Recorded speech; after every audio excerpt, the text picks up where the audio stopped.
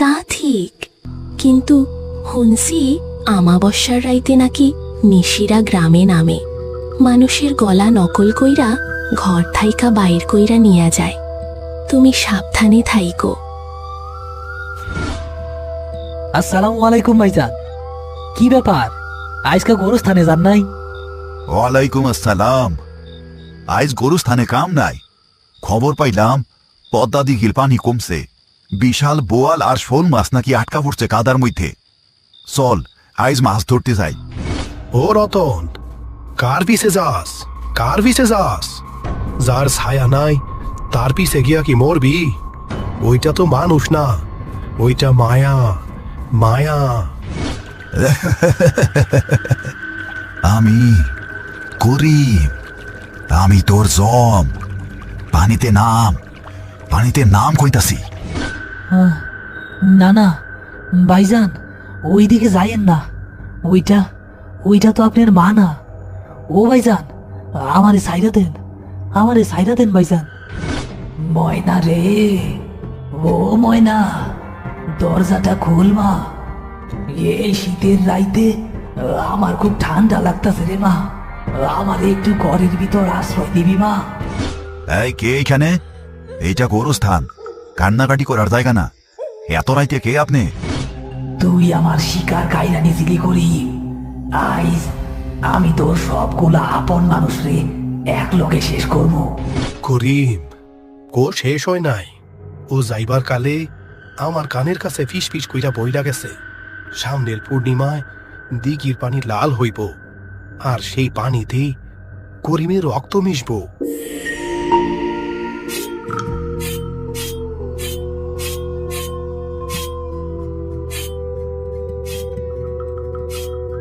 কি গো, তোমার কি আইজকা ওইখানে না গেলে হয় না? দিঘির ওই শয়তানটা তো করিম ভাইয়ের কাছে রক্ত চাইছে, তুমি তো ওরে কিছু দেও নাই। ময়না, তুমি কি ভাবছো আমি ঘরে বসে থাকলে ওই পিশাচ আমাদের ছাইরা দিব? ও তো আমারই প্রথমে টার্গেট করছিল, আর ভাইজান নিজের জান বাজি রেখা আমারে বাঁচাইছে। আজকা যদি আমি ভাইজানের লগে না যাই, কাল হাসরের ময়দানে আমি আল্লাহর কাছে মুখ দেখামো কেমনে? কিন্তু আমার যে খুব ভয় করতেছে। কাল রাইতে আমি স্বপ্নে দেখছি তুমি পানিতে ডুইবা যাইতাছো, আর আমি পাড়ে খাড়ায়া চিৎকার করতাছি, যদি তুমি না ফিরো। আমার যে এই দুনিয়ায় তুমি ছাড়া আর কেউ নাই। আমি ফিরে আসবো ময়না, আমার বুকে এমন আর ডর নাই। ভাইজান আমারে গত 14 দিন ধইরা মন শক্ত করার তরিকাও শিখাইছে। আমারে আর কেউ মায়া দিয়া বোলাইতে পারবো না, ওই ন্যাকড়াটা দেও আমারে। ময়না কাপা কাপা হাতে রতনের ডান হাতে একটা লাল সুতো বেঁধে দিল। এটা পীর বাবার মাজার থেকে আনা মানতের সুতো। রতন তার দা আর বর্ষা নিয়ে উঠে দাঁড়ালো। উঠান থেকে বেরিয়ে যাওয়ার সময় একবারও পেছনে ফিরে তাকালো না। সে জানে পিছু ডাকলে মানুষের মনের জোর কমে যায়। ময়না দরজায় হেলান দিয়ে পাথরের মতো দাঁড়িয়ে রইল। জোহরের নামাজের পর গ্রামের পুরনো ভাঙা মসজিদটার পেছনের আমবাগান। করিম শেখ একটা চাটাইয়ের ওপর বসে পুরনো আমলের একটা জরাজীর্ণ ডায়েরি উল্টে দেখছে। তার কপালে চিন্তার ভাঁজ। এমন সময় কালু ফকির সেখানে এসে বসল। আজ কালুর পরনে পরিষ্কার সাদা পাঞ্জাবি, চুলগুলো পরিপাটি। তাকে আজ আর পাগল মনে হচ্ছে না, মনে হচ্ছে বহু বছর আগের এক ক্লান্ত মানুষ।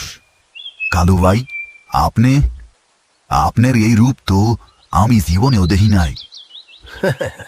পাগল তো আমি আসিলাম না গো করিম। ওই দিঘির পাড়ের দৃশ্য দেখা আমার মাথার তার ছিঁড়া গেছিল। গত 14 দিন তুমি আমারে তোমার লগে মসজিদে রাইখা কোরআন তেলাওয়াত শুনাইছ। আমার মাথার জট আইজ খুইলা গেছে। আইজ রাইতে যা হইতে যাইতাছে তার আগে তোমার সব সত্য জানা দরকার। কোন কালু ভাই, এই পিশাচটা কে? ও কেন আমার মায়ের রূপ ধরছিল? কেন এত রাই ধইরা গ্রামের মানুষ রে ডাকে?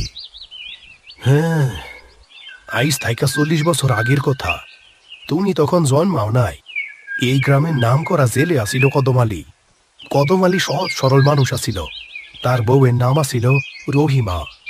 তখন সে পোয়াতি, একদিন আমাবস্যার রাইতে কদম ওই পদ্মা দিঘিতে মাছ ধরতে গিয়া জালের লগে একটা পুরানো তামার কলসি তুইলা আনে। কলসিটা ভরা ছিল মোহর আর গয়না দিয়া। হ্যাঁ, গুপ্তধন? হ, কদম ভাবছিল এই মোহর বেচা সে তার ফুয়াতি বউয়ের লাইগা শহরে গিয়া জায়গা কিনব। কিন্তু গ্রামের মাতব্বর আর জমিদারি খবর পাইয়া যায়। তারা কদমের বাড়িতে আইসা তারই চোর সাব্যস্ত করে। কদম মোহর দিতে রাজি না হওয়ায় মাতব্বরের লোক কদমের চোখের সামনে তার ফুয়াতি বউ রহিমা আর পেটের বাচ্চাটারি বর্ষা দিয়া খুসাইয়া মাইরা ফেলে। করিমের চোখ ছলছল করে উঠল।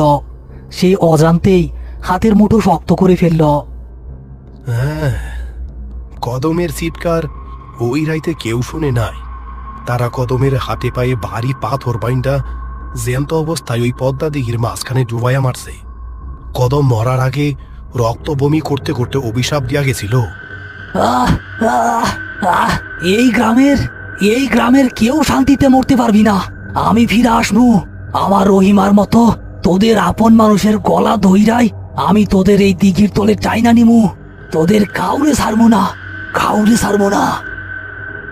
ইয়া মাবুদ, এই লাইগা ওই পিশাচটা আপন মানুষের গলা নকল করে, আর এই লাইগাই ও আমার মায়ের গলা দুইটা ডাকছিল। করিম, ও কোনো সাধারণ পিশাচ না। ও হইল চরম বিচারের শিকার হওয়া এক মজলুমের অভিশপ্ত আত্মা। ওর আত্মায় শয়তান বর করছে। ও শুধু রক্ত চায়। ওই দিঘির তলে কদমের কঙ্কাল এখনো পাথরের লগে বাইঠা আছে। তুমি যদি আইজ রাইতে ওরে মারতেও চাও তাও পারবা না। ওর শিকড় ওই পাথরই বাইন্দা আছে। যা ভাবছিলাম, রক্তের নেশায় কদমের আত্মায়ন পুরাপুরি ইবলিশের রূপ দিছে।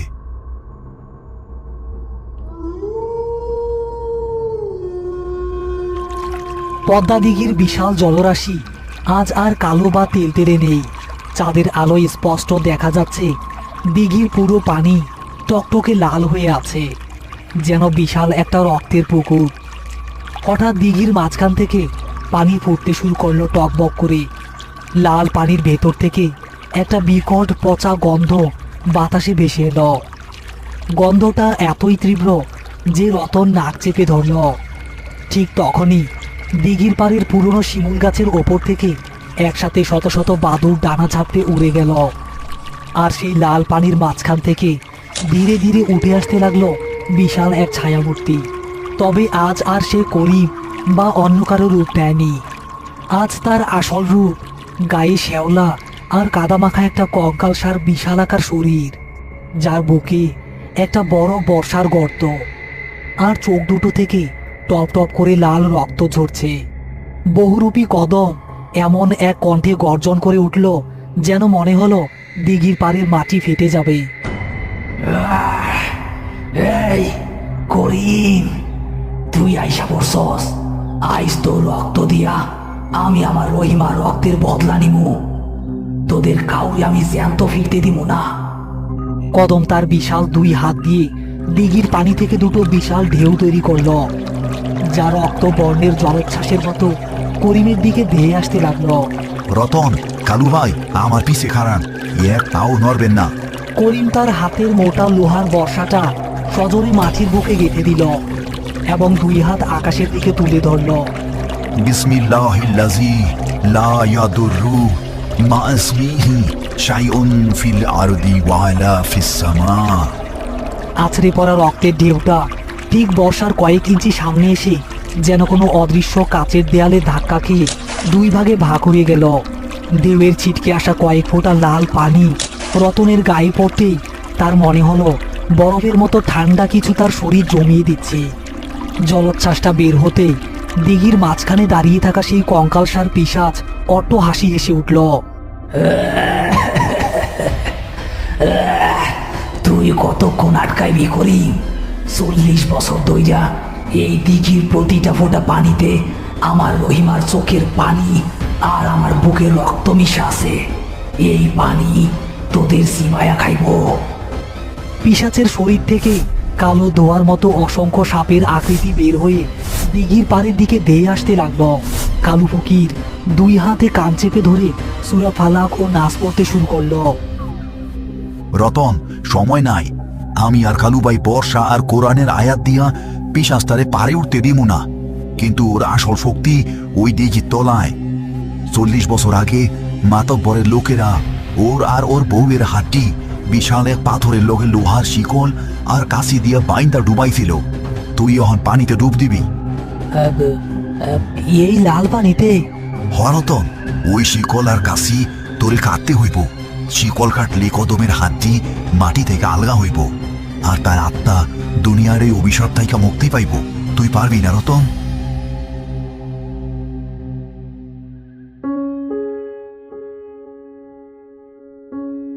পারমো ভাইজান, আপনি আমারে পথ দেখান। রতন দিঘির লাল পানির ভেতর ঝাঁপ দিল।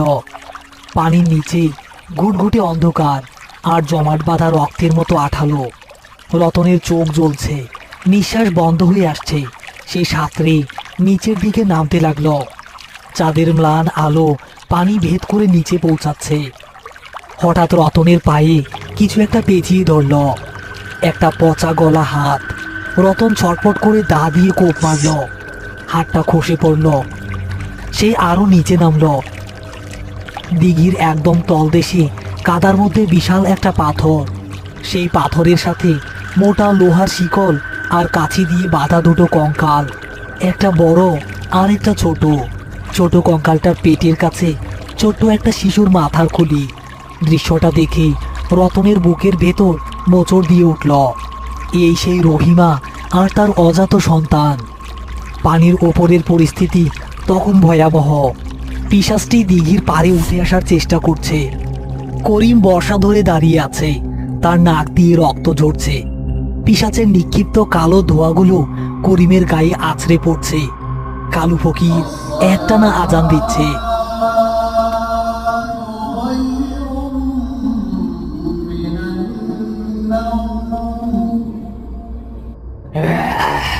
ওই রতন রে আমি জ্যান্ত উঠাই আনবো, আমার হাড্ডিতে কেউ হাত দিতে পারবি না। পিশাচটা পানির নিচে ডুব দেওয়ার জন্য ঘুরতেই করিম এক লাফে সামনে গিয়ে নিজের গলার রূপার তাবিজটা ছিঁড়ে পিশাচের পিঠের দিকে ছুঁড়ে মারল। তাবিজটা পিশাচের গায়ে লাগতে বারুদের মতো বিস্ফোরণ হলো। পিশাচটা আর্তনাদ করে ঘুরে করিমের গলা চেপে ধরল। তার হাতের নখগুলো করিমের চামড়া ভেদ করে যাচ্ছে।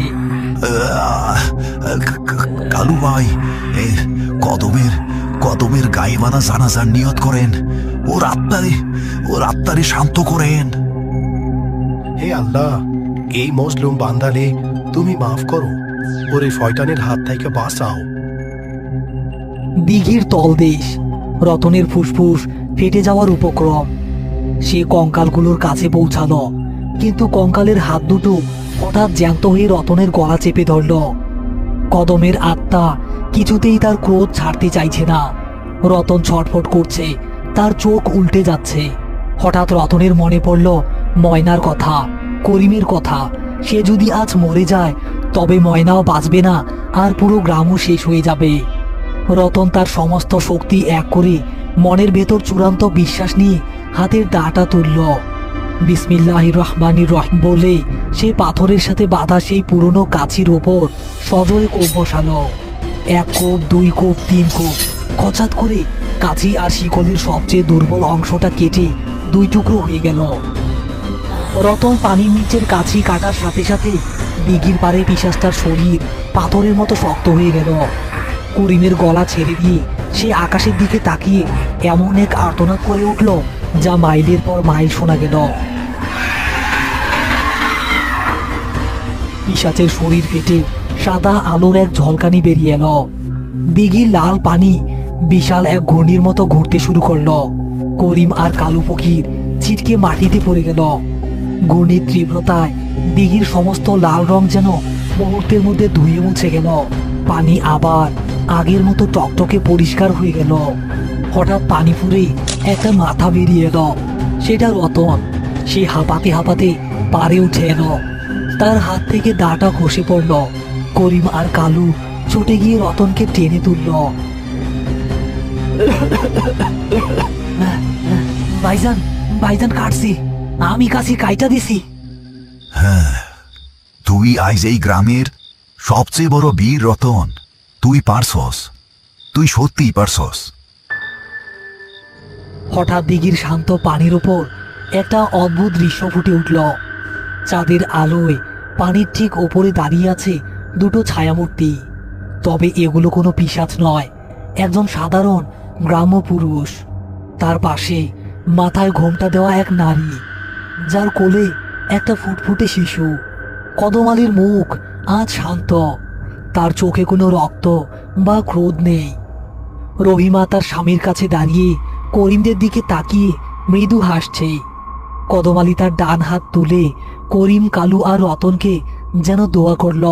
তারপর ধীরে ধীরে বাতাসের সাথে মিশে গিয়ে তারা আকাশে মিলিয়ে গেল। কালু ফকির মাটিতে হাঁটু গেড়ে বসে হাউমাউ করে কেঁদে উঠল। 40 বছরের কষ্ট শেষ হইল, আলহামদুলিল্লাহ।